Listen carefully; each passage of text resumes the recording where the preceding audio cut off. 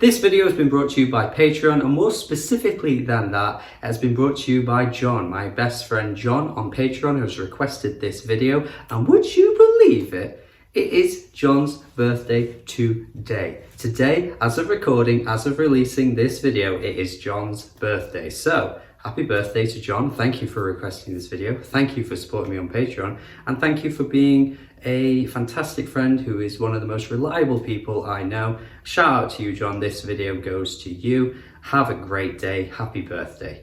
And we are looking at Jason Isbell's Southeastern for this a decade later. One of the greatest country albums of all time, in my opinion. I might even go as far as saying it is the greatest country album of all time. It's really, really up there for me. It's not like I've not heard a lot of country music. I have. And still to this day, this is up there with one of the best. And it's only 10 years old. It's a very recent modern album, but it gets put in that conversation for me. The opening note of this album, the opening note of the first track, Cover Me Up, immediately just takes you aback. You're immediately swept away by how beautiful it sounds and how stunningly heartbreaking Jason Isbell's delivery that does come through in this track really, really hits you. He is an absolutely passionate singer that has so much heart and soul to every word he says. This song has actually been covered by a more popular country artist, I think Morgan Wallen. I say I think because I pressed play on this this cover once, heard him start singing and immediately turned it off. I was just like, no, this guy ain't got it. He ain't got the voice. I can't listen to this cover, and I'm not usually that harsh on songs. I like to listen to them from start to end. I couldn't do it. He didn't have the voice for it. Jason Isbell just has that tone to him that he just really, really brings everything together so perfectly with his writing and his singing. And the singing and writing on this particular track is absolutely stellar as well. This is one of the best country songs I've ever heard. And I love the way as well that the chorus, the Cover Me Up little refrain that he brings, kind of has multiple meanings as well. It's sort of got a bit of a positive meaning in the sense that, you know, he's not going to go out and chop wood for fire. He just wants his girl to cover him up. And also it kind of has that like lingering negative element to it as well. I think a lot of these tracks have that double meaning to them that I really like. I think Different Days is great for that as well, with the reminiscing of the past and how he's a changed man too. Sort of like looking back on those days fondly, but at the same time looking back on those days with a little hint of regret as well, which again, Jason Isbell brings this really clever style of writing to the table with every track he puts out. That whole thing about how he used to, stick around another night and use the girl 1,000 different ways, but he's a much more mature man now, and he doesn't really consider that thing to be part of who he is anymore. Songs actually sang in the shower and Traveling Alone, I think, are some of the best tracks on this album, just for how simple but effective they are. They don't necessarily have the flashiest sound to them or the flashiest performances to them, but the way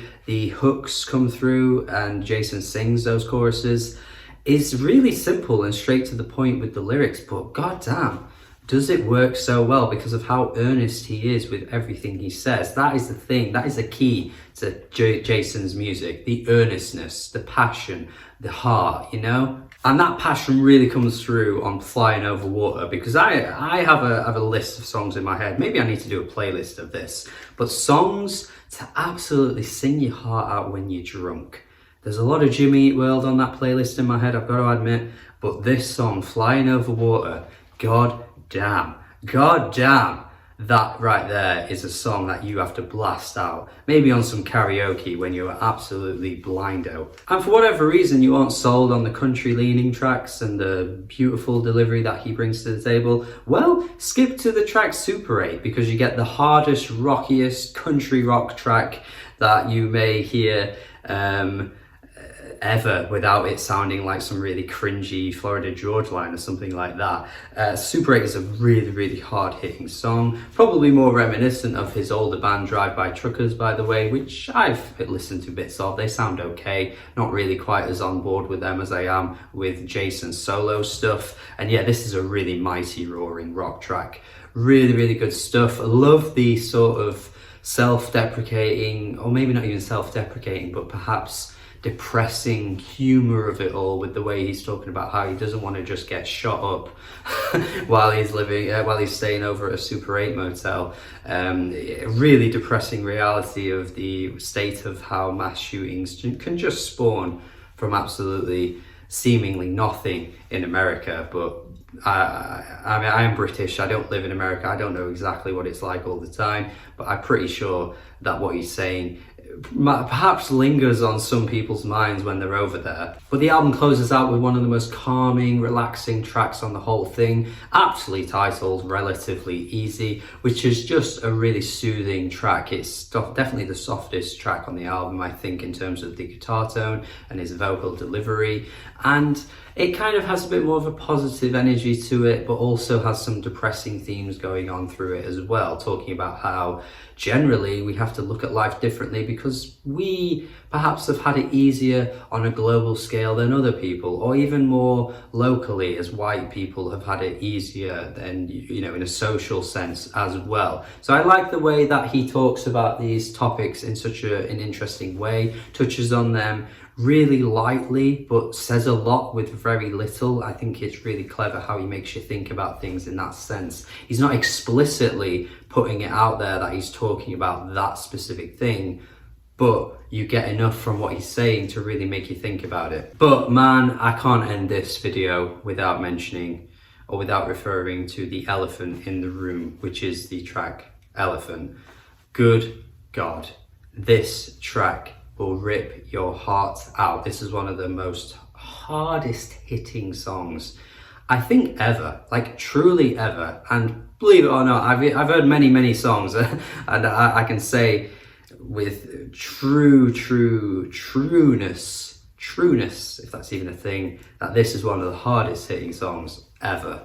Good God, not for the faint-hearted. If you're not wanting to hear a song that touches in so much detail about, you know, the experience with someone, experience of someone with cancer, then you know, don't be touching this song, because oh man, the lyrics here are so hard hitting. It's ruthless with how he goes into the detail he does, but it's so powerful. It is so powerful, and it's actually written from the perspective of Andy, and he's actually writing from a character here. So the line where he says, I'd have fucked her before she'd gotten sick, is quite an odd line, but he does say in an interview that he thinks the character Andy would have said something like that. So it's not actually from Jason's perspective, which I did find out quite recently, and I didn't quite know that initially. But yeah, Jesus Christ, the whole thing about how he used to sing to her and they used to sing together, but she don't have a voice to sing now. That might be the toughest pill to swallow on this track. That line, it's such a simple line, but goddamn does it say so much. And that's the thing with Jason, man. His detail, his attention to detail is so fantastic. And God, what a hard song to swallow. It is amazing though, and the album overall is absolutely amazing as well. Like I say, one of the best country albums I've ever heard to this date. And Jason put out a masterpiece for this one. It is truly fantastic. It's an absolute classic. It's 10 years old pretty much now. I think that word can be used for an album that's 10 years old. And I think a lot of artists probably looked to Jason and thought, man, I need to make my country music sound like that too. Because seriously, it's so rustic sounding. It's so earnest. I keep using that word, but it really bloody is earnest. And it is absolutely sensational as well. One of the best country albums in my opinion, and a decade later it is sounding better and better as years go by. It is wonderful. It's so good. So please check this out. Please check out my Patreon as well and support me over there. Get requests for all kinds of videos. Join my Discord server as well. Thank you again to my best friend John for requesting this video, for being an amazing friend as well. And yeah, that is it. That is it from me. Thank you as always. Happy birthday, John. Have a good day, everybody, and goodbye.